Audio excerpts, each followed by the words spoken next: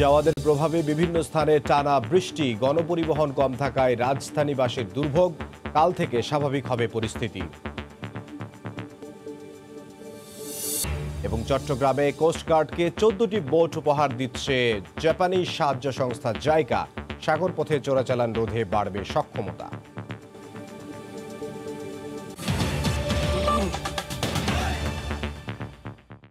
সময় সংবাদের সঙ্গে আছে আমি ইমদাদুল হক। জাওয়াদের প্রভাবে দেশের বিভিন্ন স্থানে বৃষ্টিপাত অব্যাহত রয়েছে। টানা বৃষ্টিতে রাজধানীর বিভিন্ন স্থানে জলাবদ্ধতায় ভোগান্তিতে পড়েন নগরবাসী। বৈরী আবহাওয়ার কারণে রাজধানীতে গণপরিবহন সংকটে বিপাকে পড়তে হয় অফিসগামীদের।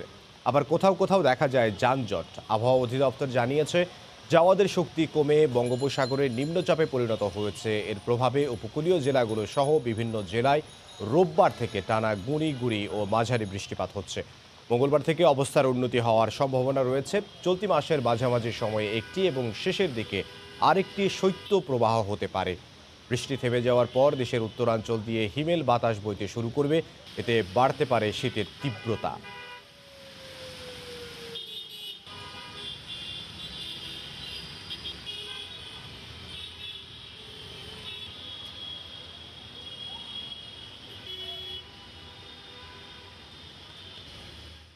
ভ্যাকসিন নিতে যাচ্ছি, তার জন্য বৃষ্টির কারণে এখন অনেক কষ্ট হইতেছে। বৃষ্টির কারণে তো বেশি টাকা মারা যায় না, তাড়াতাড়ি কটা টাকা মেরে চলে যাবো। আমি নর্মালি যে টাকা 30 টাকা দেয় সে টাকা আমি 40 টাকা আজকে আসছে। আর সব দিকেই ভোগান্তি। বৃষ্টির দিন বাবা, ভাড়া মানুষ খুব কম বাড়ায় আর ঠান্ডা প্রচুর। আর রাস্তাঘাট জায়গায় জায়গায় ডুবে গেছে, গাড়ি টানা যায় না।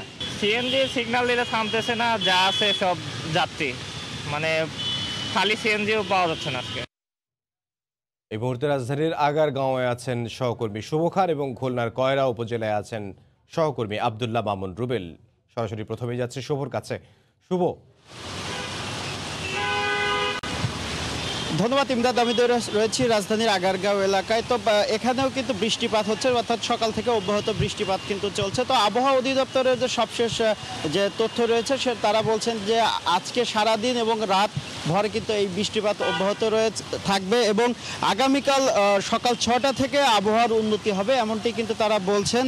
এবং তারা বলছেন যে সকাল 6টা থেকে সকাল 9টা পর্যন্ত এই 3 ঘন্টায় রাজধানীতে প্রায় 28 মিলিমিটারের মতো বৃষ্টিপাত হয়েছে। এছাড়া গত 24 ঘন্টায় রাজধানীতে বৃষ্টিপাত হয়েছে প্রায় 44 মিলিমিটারের মতো, অর্থাৎ বৃষ্টি কিন্তু অব্যাহত রয়েছে। এবং আবহাওয়া অধিদপ্তর থেকে বলা হয়েছে যে এই বৃষ্টিপাত কিন্তু সারা দেশেই কিন্তু অব্যাহত থাকবে। তবে বলেছে যে তুলনামূলকভাবে রংপুর এলাকাতে আসলে বৃষ্টিপাত কিছুটা কম থাকবে, এছাড়া অন্যান্য এলাকাতে কিন্তু বৃষ্টিপাত অব্যাহত থাকবে। এবং আবহাওয়া অধিদপ্তরের পক্ষ থেকে বলা হয়েছে দেশের যে 4টি সমুদ্র বন্দর রয়েছে সেই সমুদ্র বন্দরে 3 নম্বর সতর্ক সংকেত দেখিয়ে যেতে বলা হয়েছে। তবে যেহেতু বলছেন যে ঘূর্ণিঝড় জাওয়াত ক্রমশ দুর্বল হয়ে পড়ছে এবং শক্তি হারিয়ে ফেলছে, সে কারণেই কিন্তু আসলে এই বৃষ্টিপাত হচ্ছে। সে কারণে তারা বলছেন যে পর্যবেক্ষণে রয়েছে বিকেল নাগাদ হয়তো সমুদ্র বন্দর এলাকাগুলোতে আসলে যে সতর্ক সংকেত রয়েছে সেগুলো প্রত্যাহার করে নেওয়া হবে। এবং যে নদী বন্দরগুলো রয়েছে নদী বন্দরগুলোতে 1 নম্বর সতর্ক সংকেত আসলে দেখিয়ে যেতে বলা হয়েছে। তো বৃষ্টিপাত যেহেতু ঘূর্ণিঝড় জাওয়াত যেহেতু দুর্বল হয়েছে সে কারণে বৃষ্টিপাত অব্যাহত রয়েছে। এবং আমরা দেখছি যে সকাল থেকেই কিন্তু নগরবাসীর চরম ভোগান্তিতে রয়েছেন। অনেকেই কিন্তু গাড়ির জন্য ঘন্টার পর ঘন্টা দাঁড়িয়ে রয়েছেন, তারা গাড়ি পাচ্ছেন না। এছাড়া অনেকেই ছোট বাচ্চাদের নিয়ে আসলে স্কুলে যাচ্ছেন, তারাও কিন্তু আসলে রিক্সা বা সিএনজি পাচ্ছেন না। এবং যা 2-1টি সিএনজি বা রিক্সা পাওয়া যাচ্ছে তাতে কিন্তু তাদেরকে দ্বিগুণ ভাড়া গুনতে হচ্ছে এবং দ্বিগুণ ভাড়া দিয়ে কিন্তু তাদেরকে গন্তব্যে যেতে হচ্ছে। এই নিয়ে কিন্তু আমরা দেখেছি যে অনেক সময় যাত্রী এবং চালকদের সাথে কিন্তু বাকবিতরণ দেওয়া হচ্ছে, এরকমটি কিন্তু আমরা দেখতে পেয়েছি। এছাড়া আরেকটি বিষয় হচ্ছে যে আগারগাঁও এলাকায় যেহেতু মেট্রো রেলের কাজ চলছে সে কারণেই কিন্তু আমরা দেখছি যে বিভিন্ন সড়কে বিভিন্ন জায়গায় কিন্তু আসলে পানি জমেছে, খানাখন্দে ভরা কিন্তু রয়েছে। সে কারণে অনেক সময় দেখা যাচ্ছে যে রিক্সা বা সিএনজিগুলো কিন্তু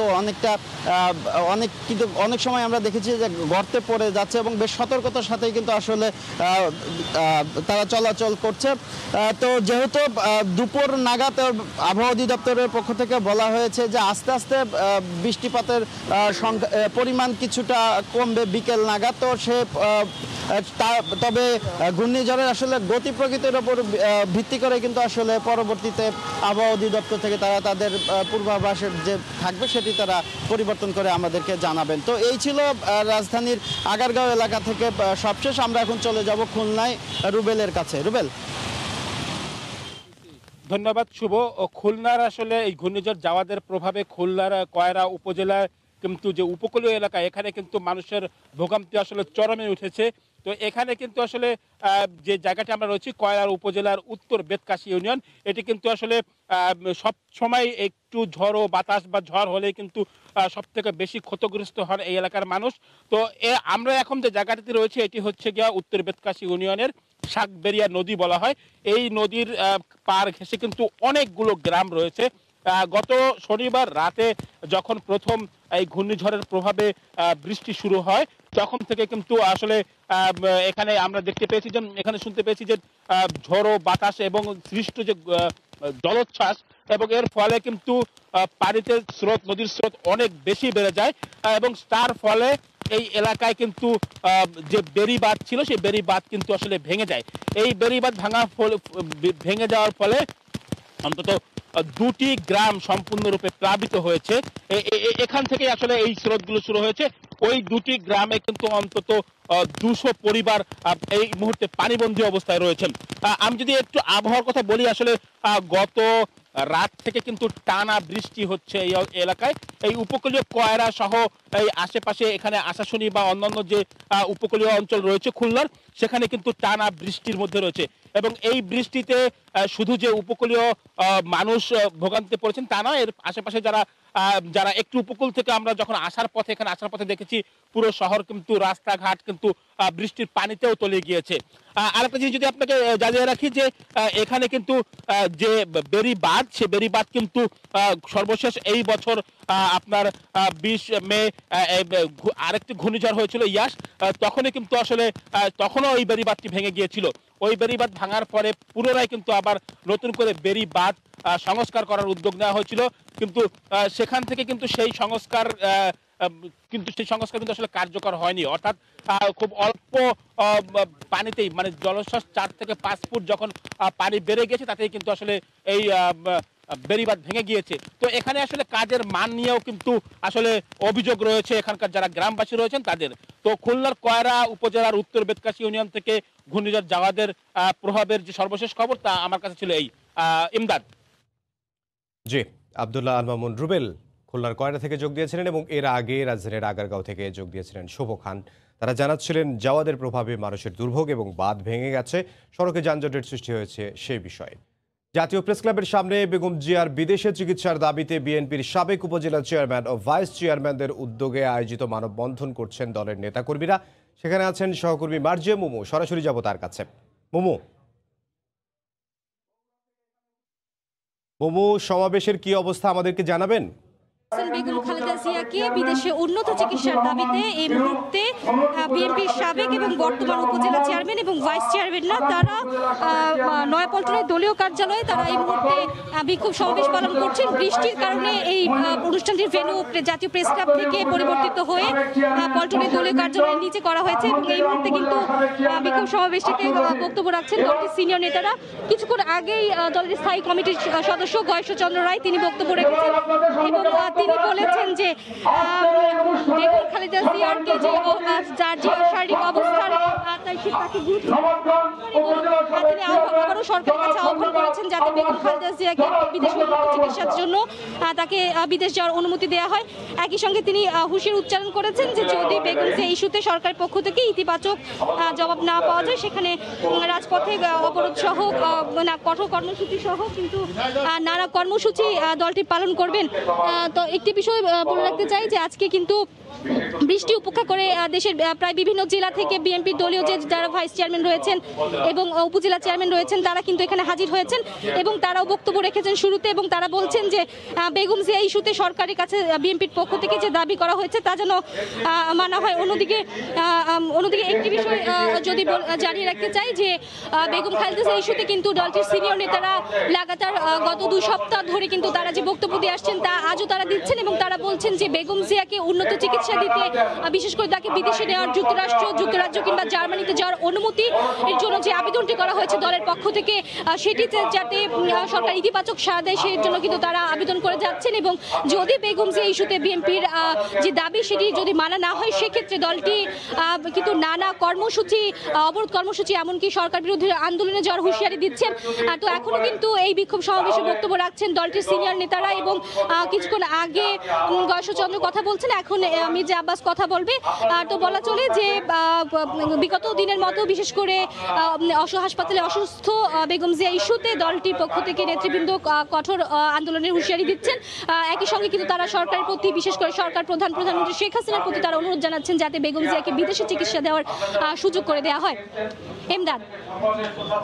রাজধানীর নয়াপল্টনে বিএনপির কেন্দ্রীয় কার্যালয়ের সামনে বিক্ষোভ সমাবেশ করছে বিএনপি, সে বিষয়ে আমাদেরকে জানাচ্ছিলেন সহকর্মী পারজে মোমো।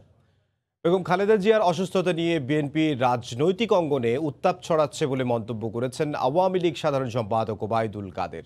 সকালে বঙ্গবন্ধু অ্যাভিনিউতে ঢাকা 2 সিটের মেয়র ও কাউন্সিলরদের সঙ্গে মতবিনিময় সভায় তিনি বলেন, সরকারের বিরুদ্ধে মিথ্যাচার করছে বিএনপি।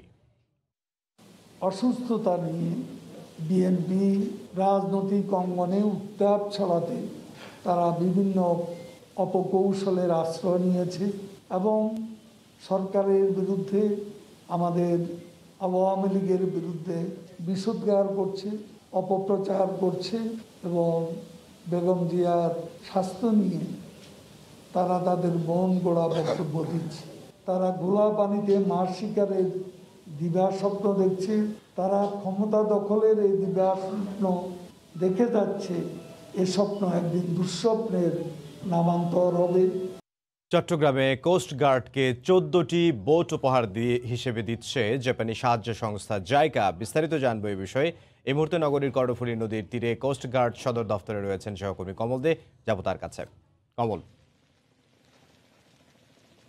ধন্যবাদ এমদাদ। আপনারা জানেন বাংলাদেশের সাথে জাপানের বন্ধুত্বপূর্ণ সম্পর্ক অন্তত প্রায় 50 বছর, তার মধ্যে উল্লেখযোগ্য ভূমিকা পালন করছে সাহায্যকারী সংস্থা হিসেবে জাইকার বিভিন্ন প্রজেক্ট থেকে যাদের অনুদান, সেই অনুদান দিয়ে তারা আজকে 24টি জাহাজ, অর্থাৎ আমি যদি সর্বশেষ যে তথ্যটি হলো 24টি জাহাজ তারা হস্তান্তর করবে বাংলাদেশ কোস্ট গার্ডের কাছে। এর মধ্যে 14টি জাহাজ রয়েছে চট্টগ্রাম কোস্ট গার্ডের পূর্বাঞ্চল সদর দপ্তরে।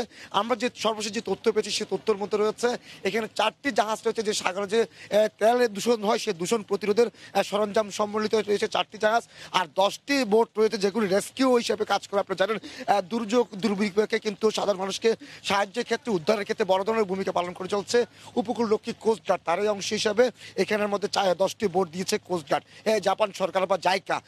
এবং তেল নিশ্চিত যে তেল দূষণ সব যেগুলি প্রতিরোধকারী বা নিয়ন্ত্রণকারী জাহাজ রয়েছে সেগুলো হচ্ছে এই জাহাজগুলো। মোট 24টি জাহাজ তারা দিতে চায় বাংলাদেশ কোস্ট গার্ডকে। তার অংশ হিসেবে আজকে 14টি জাহাজ হস্তান্তর হবে। কিছুক্ষণের মধ্যে আমরা দেখেছি জাপানে দূতাবাস রাষ্ট্রদূতকে বরণ করার জন্য কোস্ট গার্ড এবং নৌবাহিনী কর্মকর্তা এখানে উপস্থিত আছেন। কিছুক্ষণের মধ্যে কর্ণফুলীর তীরে যে কোস্ট গার্ড সদর দপ্তর রয়েছে, পূর্বাঞ্চল সদর দপ্তর, সেই সদর দপ্তরে এই অনুষ্ঠানটি হবে। অর্থাৎ এই যে বোট এবং জাহাজগুলো রয়েছে সেগুলো আনুষ্ঠানিকভাবে কিন্তু কোস্ট গার্ডের কাছে হস্তান্তর করা। আপনি দেখতে পাচ্ছেন বোটগুলো সাজিয়ে রাখা হয়েছে বাংলাদেশ এবং জাপানের পতাকা সজ্জিত করা হয়েছে বোটগুলো। এবং আপনি জানেন বাংলাদেশের যে সমুদ্র সীমায় সমুদ্রের অভ্যন্তরে কিন্তু জলদস্যুতা প্রতিরোধ, চোরাচালান প্রতিরোধ এবং দুর্যোগ দুর্বিপাকে সাধারণ মানুষকে উদ্ধারের ক্ষেত্রে গুরুত্বপূর্ণ ভূমিকা পালন করছে উপকূলরক্ষী কোস্ট গার্ড। এরই অংশ হিসেবে যে বোটগুলি জাপান সরকার দিতে যাচ্ছে সেগুলিও কিন্তু বড় ধরনের ভূমিকা পালন করবে। যে তাদের যে আরেকটি বিষয় আমি যদি বলি, আপনি যে আরেকটি কথা বলি, চট্টগ্রাম বন্দর কিন্তু এখন যে পাইরেট জলদস্যুর শূন্যের কোঠায় রয়েছে, বন্দরের সুনাম বাড়ছে, তার পেছনে কিন্তু অবদান রয়েছে কোস্ট গার্ডের। তো এই বোটগুলি তাদের বহর যুক্ত হলে যে সুনামটি রয়েছে অর্থাৎ জলদস্যু প্রতিরোধে সেটা আরও বাড়বে বলে মনে করছেন কোস্ট গার্ড কর্মকর্তারা। তো আমরা এখন পর্যন্ত আমার কাছে ছিল জাইকা যে 24টি বোট কোস্ট গার্ডকে দিতে যাচ্ছে তার অংশ হিসেবে আজকে 14টি বোট চট্টগ্রামে হস্তান্তর হচ্ছে, তার সর্বশেষ কিছুক্ষণের মধ্যে হয়তোবা এই বোটগুলো হস্তান্তর হবে। চট্টগ্রাম থেকে সহকর্মী কমল দে। দেশের উত্তর পূর্বাঞ্চলের সবচেয়ে বড় চালের আড়ত ভৈরব নদীর তীরে ব্রাহ্মণবাড়িয়ার আশুগঞ্জ। নতুন আমন ধানে সয়লা পুরো মোকাম। মৌসুমের শুরুতে ন্যায্য মূল্য পেয়ে খুশি কৃষক। ব্রাহ্মণবাড়িয়া থেকে উজ্জ্বল চক্রবর্তীর পাঠানো তথ্য ও জুয়েলুর রহমানের ছবিতে রিপোর্ট। দেশের বিভিন্ন অঞ্চল থেকে আসা রোপা আমন ধানে ভরপুর ব্রাহ্মণবাড়িয়ার আশুগঞ্জ ধান চালের মোকাম। বর্তমানে প্রতিমন কাঁচা আমন ধান বিক্রি হচ্ছে 800 থেকে 850 টাকায়, আর শুকনো ধান বিক্রি হচ্ছে 900 থেকে 920 টাকা দরে। অবশ্য BR-28 পুরাতন ধান বিক্রি হচ্ছে 1100 থেকে 1150 টাকা পর্যন্ত। মৌসুমের নতুন ধানে ন্যায্য মূল্য পাওয়ায় লাভবান হচ্ছেন প্রান্তিক কৃষকেরা। 400 টাকা দর কাঁচা ধান আছে, আর শুকনারা 1000-1200 টাকা দর আছে। এই অবস্থা থাকলে কৃষকের কোনো মতে জানটা বাঁচবে। তবে এই দাম যদি থাকে তাহলে কৃষকের জীবনটা একটু বাঁচবে। তবে ধানের ঊর্ধ্বমুখী বাজারে চালের মিল মালিকরা ক্ষতিগ্রস্ত হচ্ছেন বলে দাবি তাদের। এজন্য বাজারে সিন্ডিকেট সহ ভারত থেকে চাল আমদানিকে দায়ী করছেন তারা। ধানের বাজার যথেষ্ট ভালো, কিন্তু সেই তুলনায় চালের বাজার অনেক নিম্নমুখী। ক্রাশিং করার পরে দেখা গেছে যে প্রত্যেক বস্তাতে 50 টাকা 60 টাকা ঘাটতি থাকে। এলচিগুলোর কারণে চালের বাজার তার চাপ, চালের বাজার বেচা কিনা না। নতুন ধানের বাজার আছে আপনার 1000 থেকে 1020-30 টাকা। এতে আবার আমাদের মিলে পোস্ট পর্যন্ত 80 টাকা আরো যোগ হয়। এতে আমাদের বিরাট লোকসান হয়। চলতি মৌসুমে লক্ষ্যমাত্রার চেয়ে ফলন বেশি হয়েছে বলে জানায় জেলা কৃষি বিভাগ। আমরা এই পর্যন্ত 15 টন ধান সংগ্রহ করেছি এবং চাল 394 টন সংগ্রহ হয়েছে এবং চাল সংগ্রহ কার্যক্রম চলছে। এবছর 1080 টাকা মন দরে 2703 মেট্রিক টন ধান কিনবে জেলা খাদ্য বিভাগ, আর 40 টাকা দরে 14420 মেট্রিক টন চাল সংগ্রহ করবে। অর্জিত জমির পরিমাণ বেশি, আমরা আশা করছি যে আমাদের যে লক্ষ্যমাত্রা আছে ধান চাল উৎপাদন, সেই লক্ষ্যমাত্রা আমরা সহজে অর্জন করতে পারবো। ব্রাহ্মণবাড়িয়া অঞ্চলে 51469 হেক্টর জমি থেকে 2,47,000 মেট্রিক টন ধান উৎপাদন হবে, যা থেকে 1,36,500 মেট্রিক টন চাল পাওয়া যাবে। সময় সংবাদ, ব্রাহ্মণবাড়িয়া। এবার থাকছে উড়ন্ত রেস্তোরাঁর খবর। মেঘের ছোঁয়া আর আকাশ থেকে সমুদ্রের নীল জলরাশি, প্রকৃতির অপরূপ সৌন্দর্য উপভোগ, সেই সঙ্গে উড়তে উড়তে বিকেলের নাস্তা কিংবা রাতের খাবার। সমুদ্র সৈকতে ভ্রমণে আসা পর্যটকরা ভূপৃষ্ঠের 160 ফুট উপরে বসেই পারবেন খাবার খেতে। এমনই এক কল্পনার রাজ্যে উড়াল রেস্তোরাঁ বা ফ্লাই ডাইনিং চালু হলো কক্সবাজারে। পর্যটন শিল্পে নতুন মাত্রা যোগ করবে বলে মনে করছেন সংশ্লিষ্টরা। বিস্তারিত সুজাউদ্দিন রুবেলের রিপোর্টে। নভোচারী বা বিমান যাত্রী নন, তারপরও আপনি আকাশেই উড়তে উড়তে খাবার খেতে পারবেন টেবিলে বসেই। সবকিছুকে ছাপিয়ে বাস্তবে রূপ নিল এমনই এক কল্পনা, গল্প আর স্বপ্ন। উড়াল রেস্তোরাঁ আকাশে বিচরণ করে সমুদ্রের নীল জলরাশির ঢেউ উপভোগ করতে করতে লাঞ্চ কিংবা ডিনার, অনেকটা চমকে যাওয়ার মতো ঘটনা হলেও এদেশে এখন সম্ভব। ফ্লাই ডাইনিংয়ে চড়ে খাবার গ্রহণের পাশাপাশি প্রকৃতির সৌন্দর্য উপভোগ করে দারুণ খুশি পর্যটকরা। 160 ফিট উপরে উঠে যেখানে কক্সবাজার শহরটা দেখা যাচ্ছে, পাহাড় দেখা যাচ্ছে। যখন উঠছিল তখন সামান্য একটু ভয় লেগেছে, বাট সেফটি যেহেতু 100% ছিল, সো তেমন একটা ভয় আসলে হয়নি। মাটি থেকে 160 ফুট উঁচুতে 20 জনের ধারণ ক্ষমতা সম্পূর্ণ রেস্টুরেন্টটি, এতে জনপ্রতি খরচ 6 থেকে 8,000। বিনিময়ে আকাশে দুলতে দুলতে 2 ঘন্টা পর্যন্ত উপভোগ করার সুযোগ পাবেন। অনলাইন বুকিং ছাড়াও আমরা কিছু এইভাবেও কিছু লোক ডিরেক্ট আসতে পারবে, ডিরেক্ট এসেও হ্যান্ড ক্যাশের মাধ্যমেও আমাদের এখান থেকে টিকেটিংয়ের মাধ্যমে আমরা সার্ভিস দেব। দেশে প্রথমবারের মতো ফ্লাই ডাইনিং চালুর মধ্য দিয়ে পর্যটনের নতুন মাত্রা যোগ হলো। অনেক টুরিস্ট অভিযোগ করতে যে আমরা সন্ধ্যার পর কোথায় যাব, এখন সেই সন্ধ্যার পর যাওয়ার সুন্দর একটা জায়গা হয়েছে এবং ভবিষ্যতে এটাকে আমরা উৎসাহ উদ্দীপনা হিসেবে নিব। অ্যালুমিনিয়াম ও স্টিলের সমন্বয়ে বিশেষ ধরনের তার ক্রেনের মাথায় লাগিয়ে সংযুক্ত করা হয়েছে পাটাতনের মাঝখানে ও চারপাশে। সুজাউদ্দিন রুবেল, সময় সংবাদ, কক্সবাজার। সময় সংবাদের শীর্ষ সংবাদগুলো জানিয়ে দিচ্ছি আরও একবার। জাওয়াদের প্রভাবে সারা দেশে টানা বৃষ্টি, গণপরিবহন কম থাকায় দুর্ভোগ। কাল থেকে স্বাভাবিক হবে পরিস্থিতি। খুলনার কয়রায় বেরি বাঁধ ভেঙে 2টি গ্রাম প্লাবিত।